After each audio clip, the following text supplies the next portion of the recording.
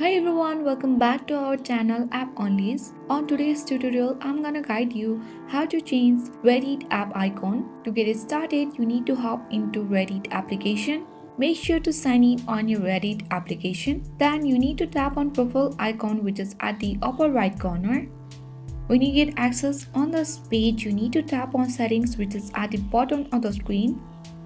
When you scroll down under premium, you can see change app icon. Tap on it. So here are the list of app icon which you want to change or you can change here. That's open you. So for now, you can just apply the app icon which is been free and available for a limited time only. So in order to use other apps icon also here, you just need to unlock this icon with premium. Right now I don't have any premiums using on this app, so simply you can apply this Dawes and Wall Street app icon. Tap on any one of it that you want to add as app icon and it's only available for a limited time. After that you need to pay the premiums in order to use this app icon. After you have selected the app icon, tap on the save button which is at the upper right corner.